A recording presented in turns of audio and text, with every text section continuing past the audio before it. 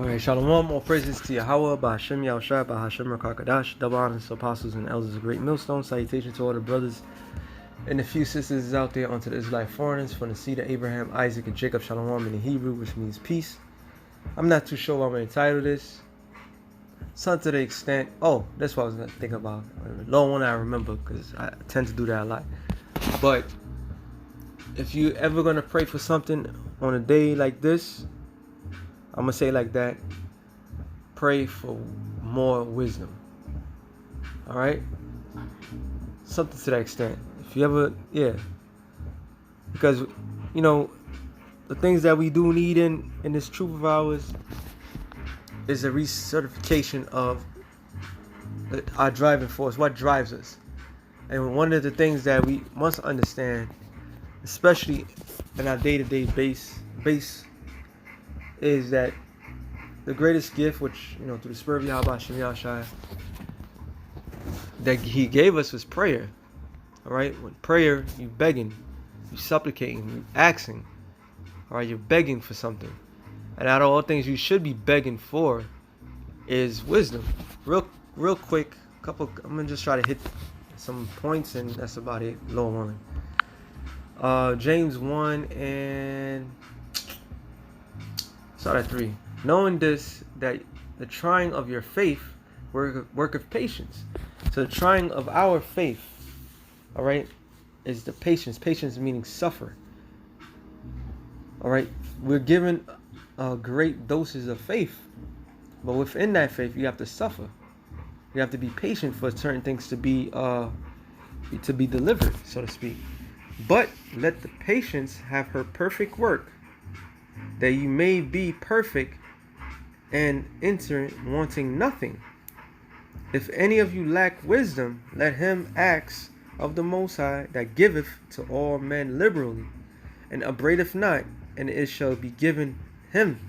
So all we have to do is ask of the Lord, and He will give us. Like the Yahushua said, your Father knows what you need before you ask, but He wants you to ask. So one great thing to ask for, and especially a day where you suffering, you putting yourself in some sort of suffering, is wisdom. All right, wisdom is a great tool. Now let's look up the word wisdom in the Greek first, and I'm going to I know already Sophia, which we know. Wisdom, broad and full of intelligence. Use of acknowledging of very diverse matters. So meaning that you are knowledgeable in different things. It says wisdom which belongeth to men. Alright, it says via knowledge of things human and divine, acquired by acuteness and experience, and sum up in a maxims and proverbs. So you could break it down, something that's so hard, and put it as a proverb. Like one great example, which we know, there's plenty in the scriptures of great examples, and Solomon was one of them. Yahushua was, we know that. But even in the world, you had, I gotta bring him out, the Israelite foreigner, Bruce Lee, who will make ill-ass proverbs and dark sayings that were so simple, but yet profound, because yet he carried wisdom, some sort of wisdom to him. Okay, that's why men searched out for what? Wisdom. In times past. Okay, let me get this couple of scriptures. Like I said, I'm trying to hit a couple points and that's it. Sirach 6, and you know what? I started 16. No, let me. Yeah, because it goes to what I want to get. In fact, I should. It's 14. The point is that I believe is 19, but it just sounds good. It says a faithful friend is a strong defense, and he that found such a one hath found a treasure. All right, so you can't have friends. You have people in the world that only use you for occasional sake, but a true friend. Then this is where wisdom comes along. You gotta know who you dealing with. A person's traits, if there's some sort of loyalty to them, All right. When bad things happen, are they gonna be the first to run from you, or are they gonna be the first ones to come and aid you? Okay. You gotta know these things. These things are very important, especially in the time to come, because the times to come is gonna be a dog eat world. People are going to kill one another. All right, for food, water, and so forth. The friendships is gonna be thrown out the window. So, are we talking about friends with men? The main friends that you want to be with is with Yahweh Bashem Yahushua. All right, that's why the Lord is trying every single one of us daily. He says, "Nothing doeth countervail a friendship." It's a faithful friend, and his excellency is inavailable. A faithful friend is medicine of life, and they that fear the Lord shall find him. And that's why we have what? A brotherhood. All right, fellow servants, fellow faithful servants. That's why you kind of bond with a brother, because you have something in common. And what we all have in common is not the things that we like, is the things that drive us. And the things that drive us is Yahweh Bashem Yahushua. That's our centerpiece of our friendship. All right? We always got to remember that. Whoso feareth the Lord shall direct his friendship aright. For as he is, so shall his neighbor be also. And that's why the Lord told Ezra to find one like as thyself. All right? It says, "My son, gather instructions from thy youth up, so shall thou find wisdom till that old age." And it goes back to wisdom. Okay? "Come unto her as one that ploweth." And how do you plow? It's talking about in this truth. You work, you study, you so forth, you ask, you beg. You know, that's work. All right? You something comes in mind, you get the proper precepts and everything like that. You present it. That's your work. Because wisdom guided you. The Lord said, "What? He said, I shall knock, and whoever opens, he shall sup with you." All right? That's another one. See? It says, "For thou shalt not toil much in laboring about her, but thou shalt eat of her fruits right soon." And what's some of her fruits? The display, your mannerism. You become as one with her. All right? I know what the rest of the other chapter says, but I'm going to get to this one. Proverbs 9:1, it says, "Wisdom have built her house. She have hewed out her 7 pillars." So she built up a house. She have 7 pillars, right? And this is a perfect precept to a particular thing in which I'm going to get. "She have killed her beasts, and have mingled her wine, and have furnished her table." So what is killing the beasts? Yes, you know, the proper food that we will eat, lamb, bullocks, goat, but it's not talking about that. It's killing the beast that's within man, within you, all right, within me. Okay, she's preparing herself. She's preparing us for that great feast. Okay, "She have sent forth her maidens. She crieth upon the high places of the city." And who was those maidens? Now I gotta bring it out. I believe it's Luke 14.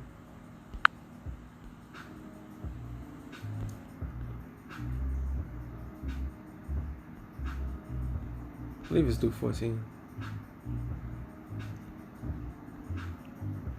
All right, Luke 14. And here's the 8.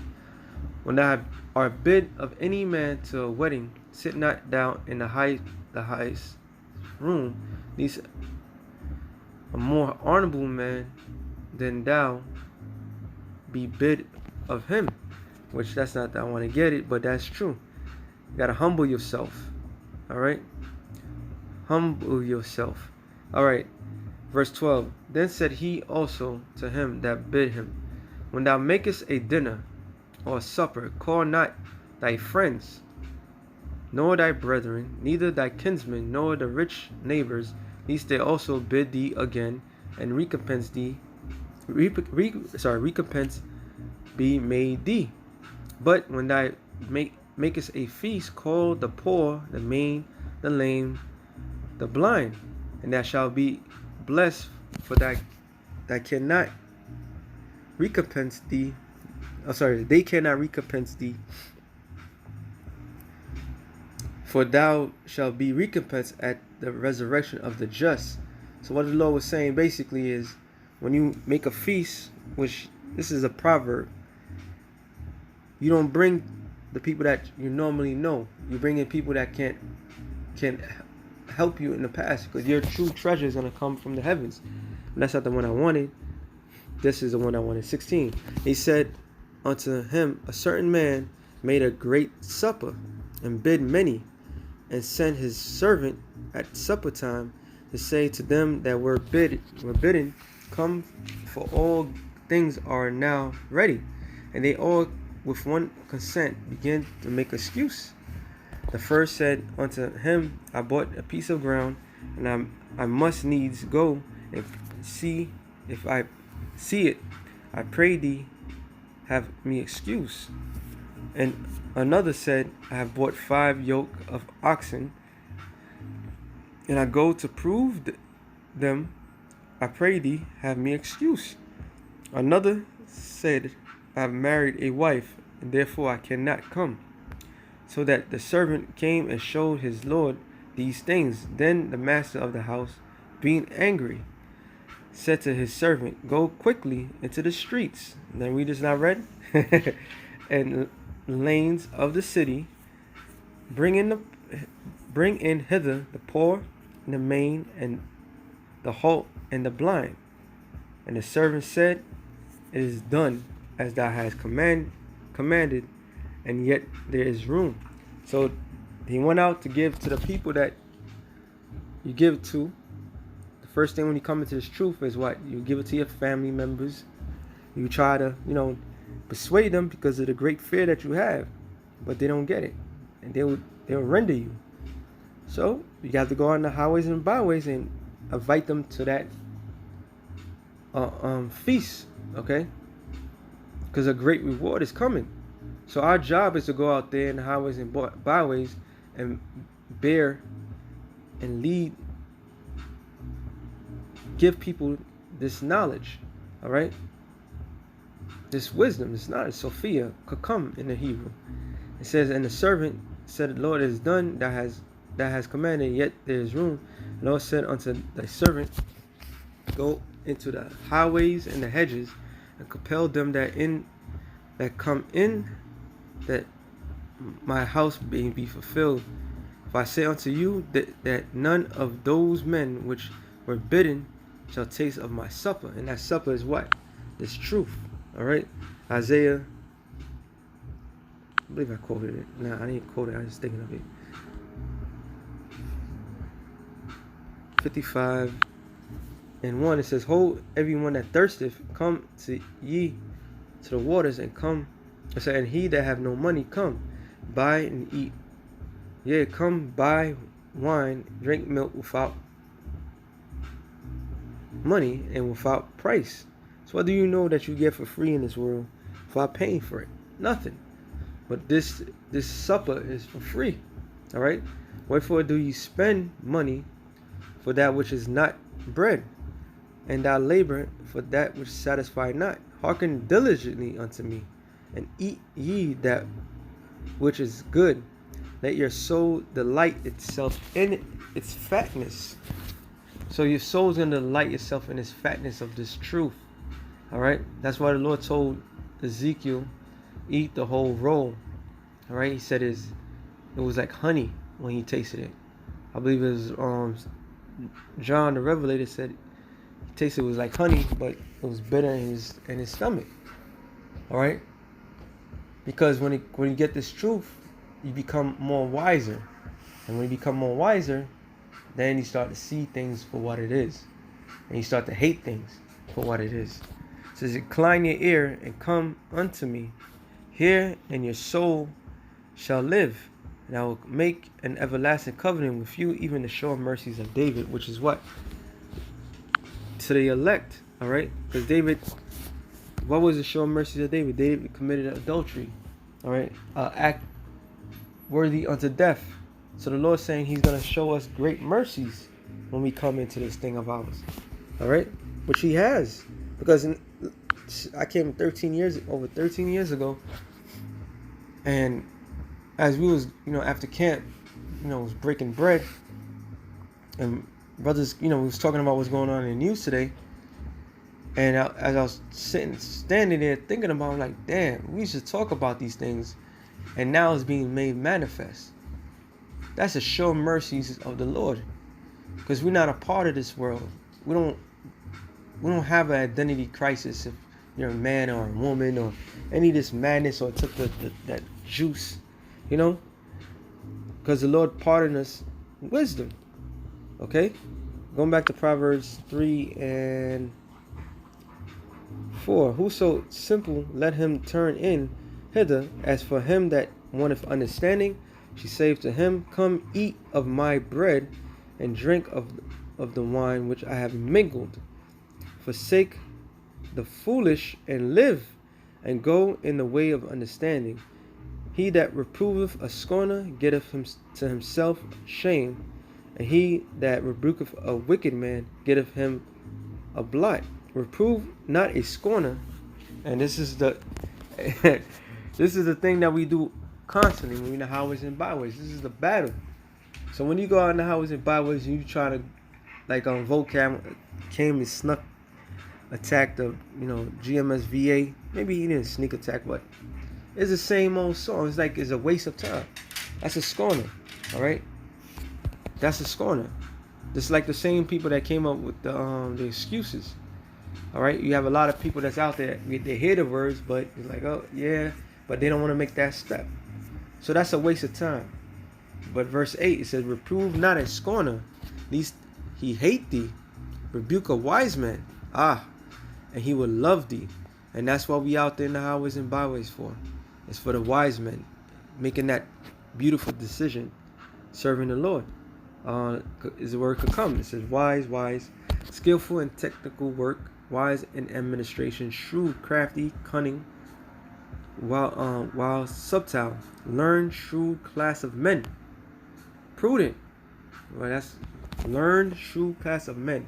So class of men is not every man. There's a certain sector of men. So we're not out in the highways and byways for every man. We're in the highways and byways for who? The elect. And telling them what? The good news, the gospel, that the Lord is coming to deliver us from captivity. All right? And our acts is proving that we are the friends of Yahweh B'Shem Yahushua. Well, we are the friends of Yahushua. We are the sons of God. Okay? By doing what he told us to do. Feed his lamb, feed his sheep. He told Peter 3 times to feed his sheep twice, and feed his lamb. All right.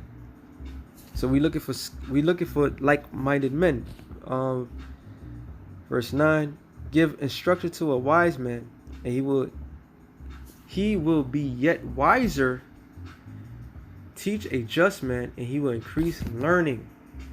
And then what does he do? He proves himself as a friend. So I think I hit the points I wanted to. So with that being said, I hope you brothers will edify. Shalom to the elect of the nation of Israel. Shalom.